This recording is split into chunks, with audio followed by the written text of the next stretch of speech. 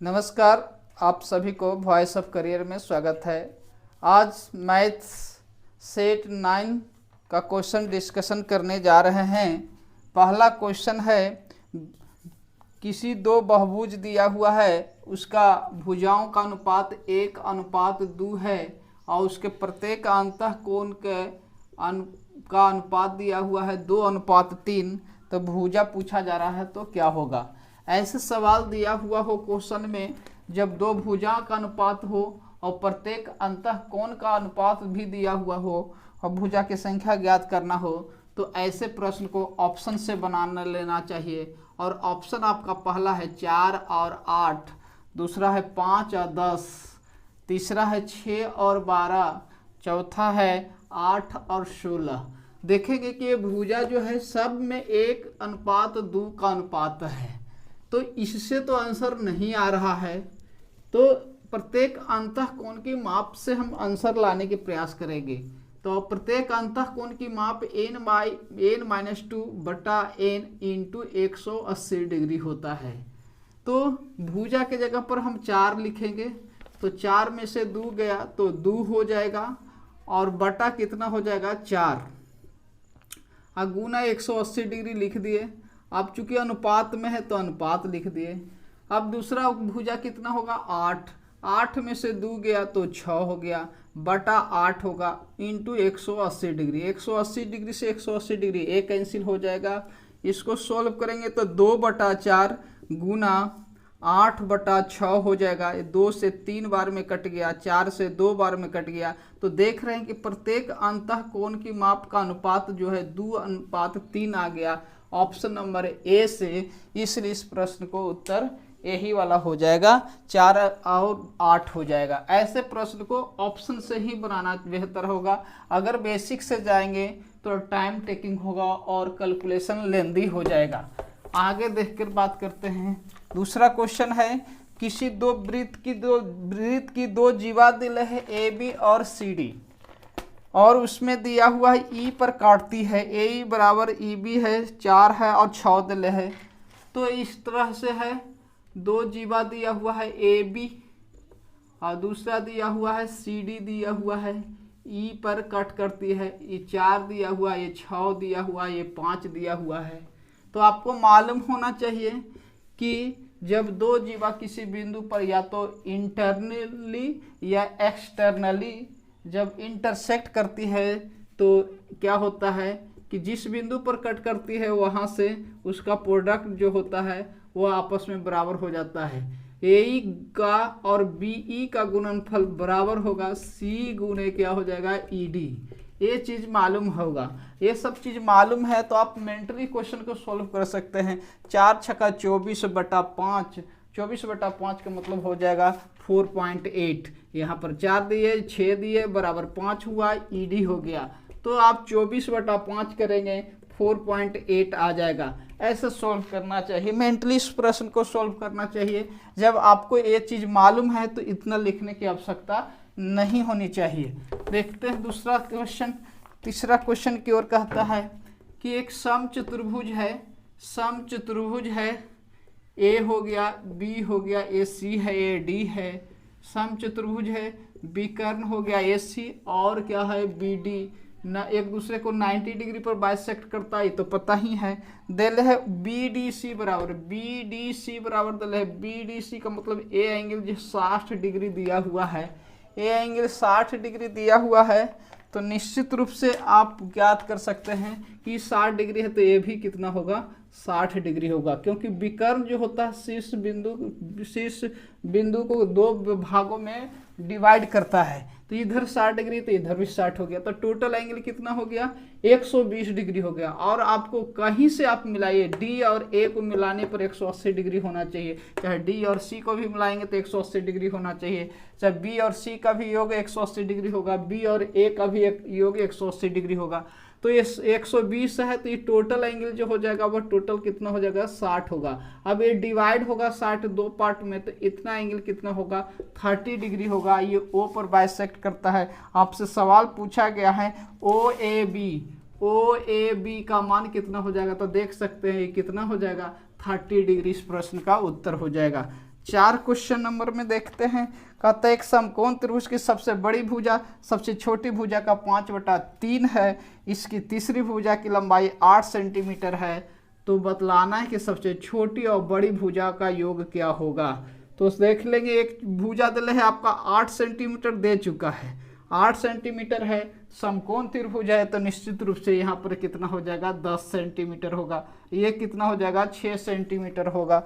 तो बड़ी भुजा क्या हो गया 10, छोटी भुजा कितना हो गया 6, यही दोनों का योग कितना हो जाएगा 10 और 6 का योग जो हो जाएगा 16 सेंटीमीटर हो जाएगा। और दूसरा स्टेटमेंट चाहेंगे तो वहाँ से भी सेटिस्फाइड करवा सकते हैं, दिया भी गया था कि बड़ी भुजा जो सबसे छोटी भुजा का 5/3 है, तो बड़ी भुजा जो है 5/3 है, बड़ी भुजा है कितना 10, ये देखेंगे तो कितना हो जाएगा, ये 5/3 है। सबसे छोटी भुजा का है, सबसे छोटी भुजा 6 है और ये 2 है, तो देख रहे हैं कि बड़ी भुजा 10 सेंटीमीटर आ रहा है 5/3 है छोटी भुजाओं का। तो यहाँ से भी स्टेटमेंट क्या कर रहा है, मैच कर रहा है।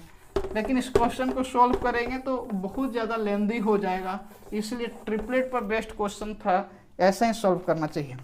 5वां क्वेश्चन है सेक बटा कौशिक जो होता है वह tan होता है, ये मालूम होना चाहिए, और कौशिक बटा कौशिक सेक जो होता है वो कॉट होता है, बराबर 2 है। अब देखिए व्युत्क्रम का योग 2 दिया हुआ है, tan और उसका व्युत्क्रम कॉट होता है, योग 2 है, इसका मतलब एक जगह पर 45 डिग्री होगा, tan 45 डिग्री का मान 1 होता है, 1 1 2 हो गया, तो इस एक जगह पर 45 पुट करेंगे, साइन 45 डिग्री का मान 1/√2 होता है।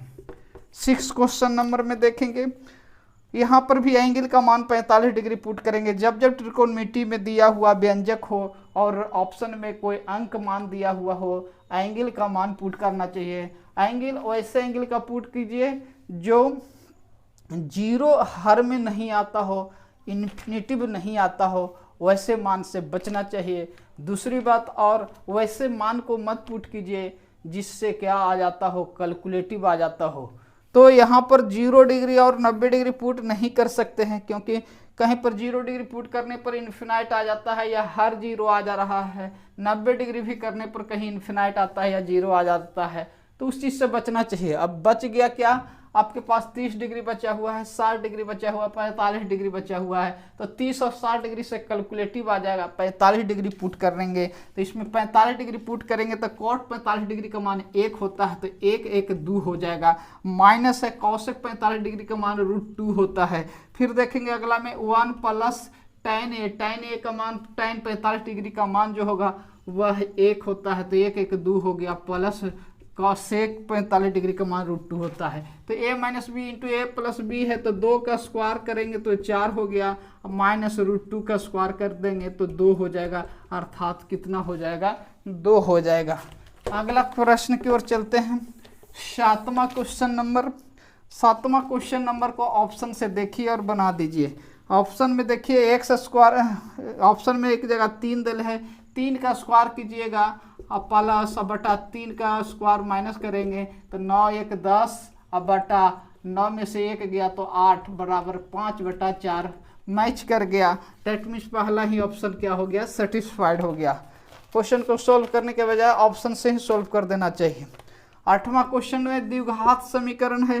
द्विघात समीकरण का सूत्र होता है x² माइनस मूलों का योग इंटू एक्स प्लस मूलों का गुणनफल बराबर 0 होता है। तो पहला क्वेश्चन दे है, मूल दे है 2 प्लस √15, आप प्लस कर दे रहे हैं चूंकि हमको प्लस करना है, और 2 माइनस √15, तो ये कट गया, अर्थात ये कितना हो जाएगा 4 हो जाएगा। गुणनफल की बात करेंगे तो क्या हो जाएगा, a plus B into A minus B, यानी 2 के स्क्वायर माइनस √5 के स्क्वायर करेंगे तो ये 4 माइनस 5 बराबर -1 हो जाएगा। अब इस फार्मूला में पुट करेंगे तो x² हो जाएगा, मूलों का योग 4 दिले है तो -4x हो जाएगा, और इसका मूलों का गुणनफल -1 आया है तो -1 होगा बराबर 0 हो जाएगा, जो ऑप्शन नंबर 1 में आ रहा है। तो इस प्रश्न का उत्तर हो जाएगा।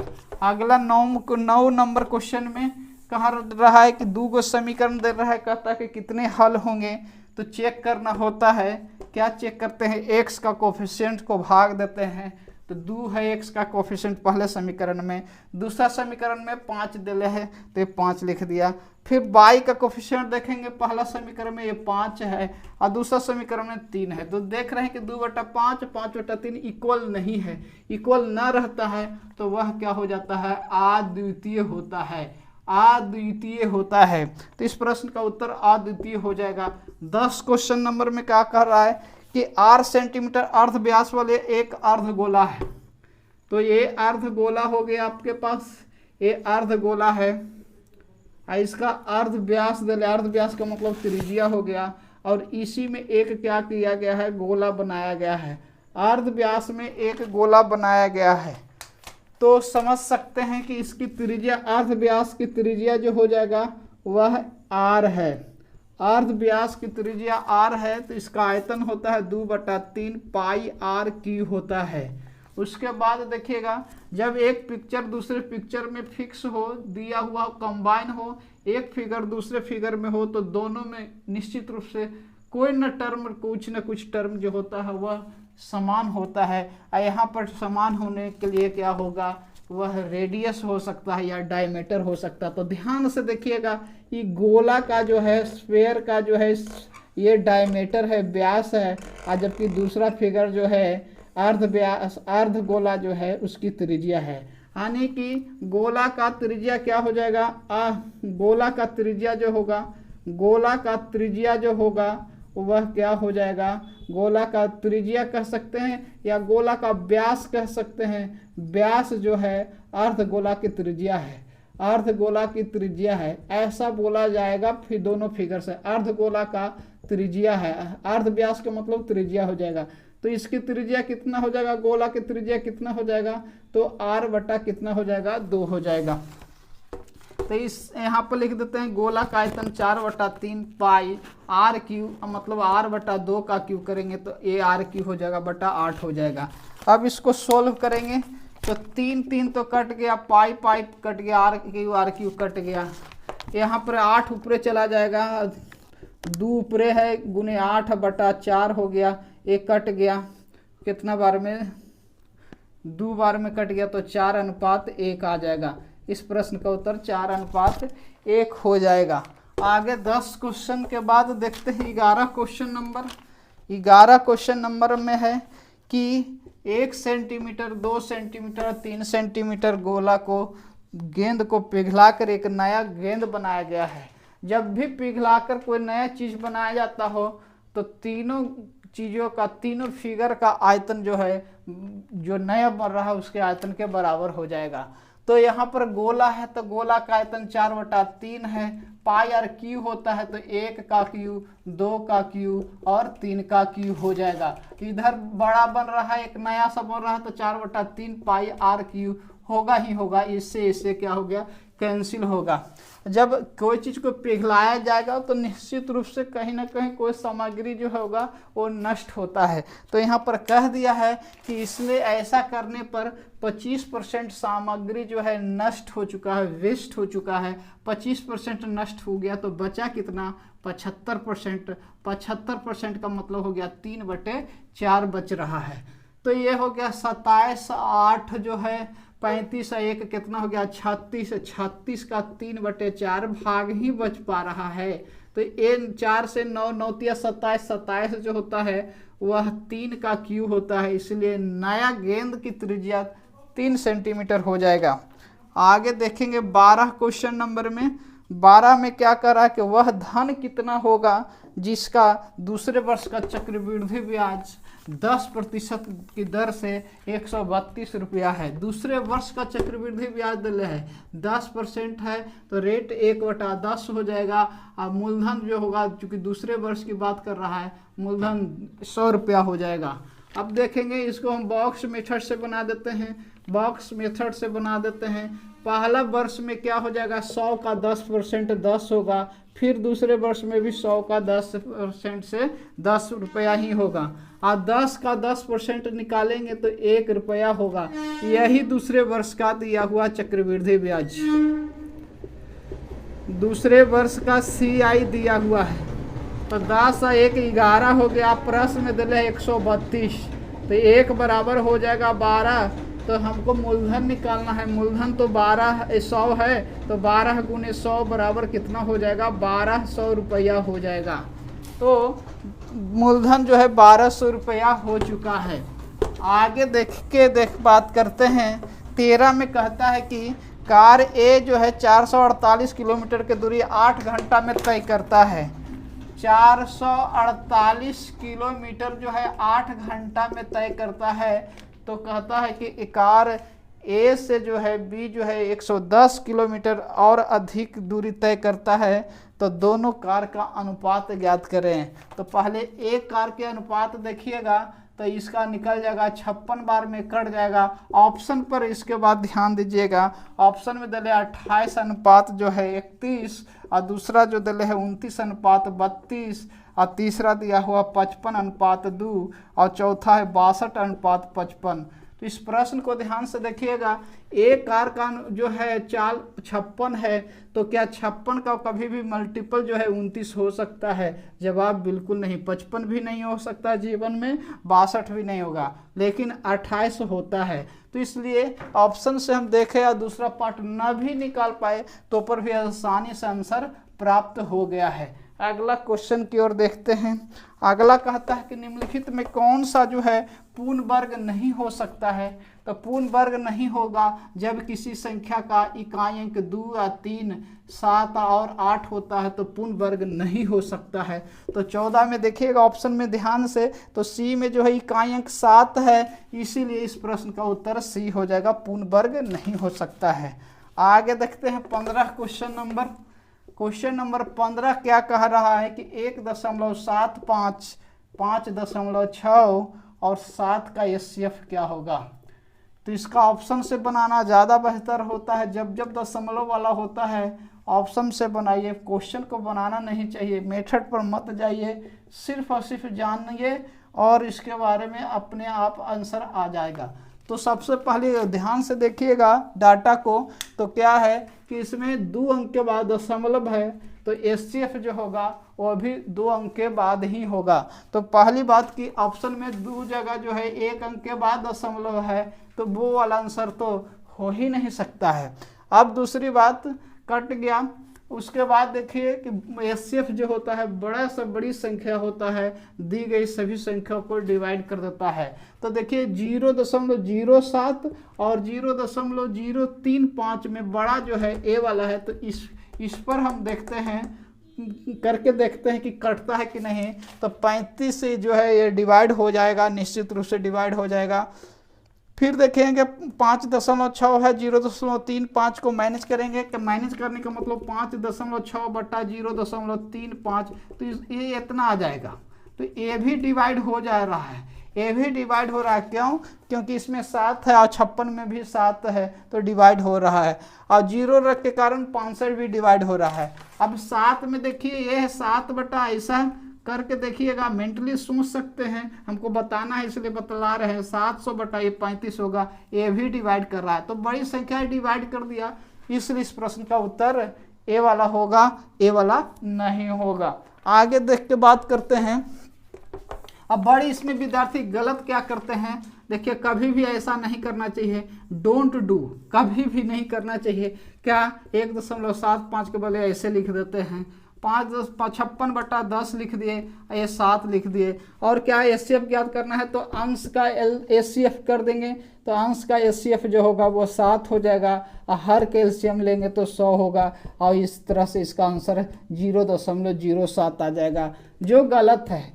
ऐसा कभी भी नहीं होता है, ये बिल्कुल गलत है। अगर बनाना ही हो तो क्या करिएगा, ऐसे कर सकते हैं। अगर बनाने की ज़रूरत होगा तो क्या करना है, 2 अंक के बाद दशमलव है तो 100 से गुना कर देंगे तो 175 हो जाएगा, 560 हो जाएगा, 100 से गुना करेंगे तो 700 होगा। अब इसका क्या कर लीजिए, एचसीएफ ज्ञात करें। ये सही तरीका है, ये बिल्कुल कैसा तरीका है, ये गलत तरीका है। गलत तरीका से भी ऑप्शन मिलते रहता है, लेकिन आंसर जो होगा वो बिल्कुल रियली जो होता है वो गलत हो जाता है। तो उम्मीद करते होंगे एचसीएफ का ये सब कंसेप्ट जो है आप समझते हो और इसको यूज करना चाहिए। आगे देख के बात करते हैं। 16 नंबर में क्या है, क्यूब रूट निकालना है। किसका निकालना है, 328509। इकाई अंक कितना है, 9 है, तो क्या होगा, घनमूल में 9 होगा। अंतिम से 3 अंक छोड़ दिया जाता है, छोड़ दिए। 328 से जस्ट छोटा पूर्ण घन कौन सा होता है, तो 216 होता है। और 216 किसका होता है, तो 6 का होता है। इस तरह से निकल गया। 17 नंबर क्वेश्चन में क्या कहता है, ए बी सी तीनों का औसत आयु 20 दिल है, तो योग जो हो जाएगा 60 होगा। 20 हो जाएगा, तीनों का है। और बी और ए और बी का औसत आयु 19 है, तो 19 दूनी के कितना हो जाएगा, 38 हो जाएगा। घटा देंगे तो सी का हो जाएगा। देखिए इकाई अंक 2, इकाई अंक 2 जो है एक जगह आ रहा है, सी में आ रहा है, 22 हो जाएगा। इस प्रश्न का उत्तर हो जाएगा। 18 क्वेश्चन नंबर देखते हैं। 10 वर्ष पहले कहता है पिता की आयु पुत्र की आयु से दुगनी है। पहले है 10 वर्ष पहले, 10 वर्ष पहले जो है पिता की आयु जो है पुत्र की आयु से दुगनी है, तो यहाँ पुत्र लिख दिए और ये पिता लिख दिए।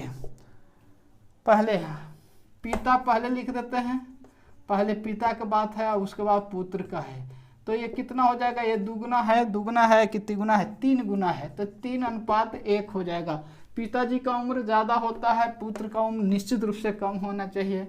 इसलिए लिखने में कभी कंफ्यूज नहीं कीजिए कि यहाँ पर 1 लिखेंगे 3 लिखेंगे। पिताजी बड़ा होता है तो बड़ा डाटा लिखना जरूरी है। फिर कहता है 10 वर्ष बाद, 10 वर्ष बाद जो कहता है वो पिता की उम्र जो है पुत्र से दुगनी हो जाता है, तो 2:1 हो जाता है। एक बात ध्यान में रखेंगे, पहले और बाद वाला दोनों डाटा यहाँ पर क्या है, सेम है। जब ऐसा सेम आवेगा तभी एक कंसेप्ट लागू कर पाएंगे जो मैं बतला रहा हूँ। अब देखिए 3 और 2 का अंतर 1 है और 1 का अंतर 0 हो जाता है, तो इसका अंतर को ऊपरे में गुना कर दीजिएगा। 2 और 1 का अंतर 1 हो गया, 3 और 1 का अंतर जो है 2 होगा, इसको गुना कर दीजिए। अब गुना करने के बाद क्या कर दीजिए, 3 हो जाएगा, ये 1 हो जाएगा, ये 4 हो जाएगा, यहाँ 2 हो जाएगा। जोड़ दीजिए सीधा सीधा। जब अनुपात वर्तमान आयु का अनुपात ज्ञात करना हो तो जोड़ देते हैं, ये 7 हो जाएगा, ये कितना हो जाएगा, 3 हो जाएगा। इस तरह का क्वेश्चन का आंसर इस ढंग से निकालते हैं। डाटा सेम रहेगा तभी ऐसा जोड़ना है, न सेम रहेगा तो आपको फिर निकालना पड़ेगा।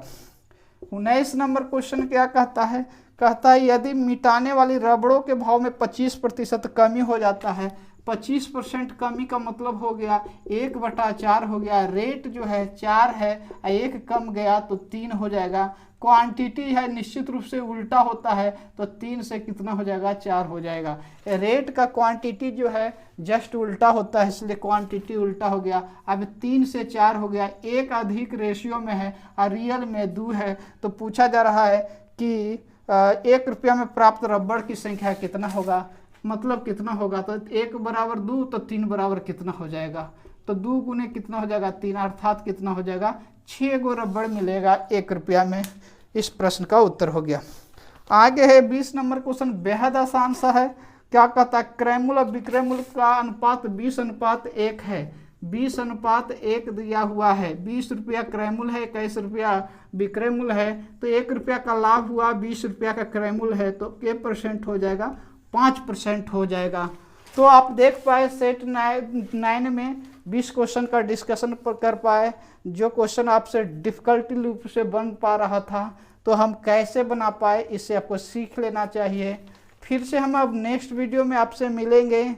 अगर वीडियो पसंद आता हो तो क्या कीजिए, दोस्तों के बीच में शेयर कीजिए, सब्सक्राइब कीजिए, लाइक कीजिए, कमेंट कीजिए। जो क्वेश्चन आपको बेहद अच्छा लगा, जो कंसेप्ट बेहद अच्छा लगा हो, उस क्वेश्चन के बारे में आप वीडियो में क्या कीजिए, नीचे में कमेंट कीजिए।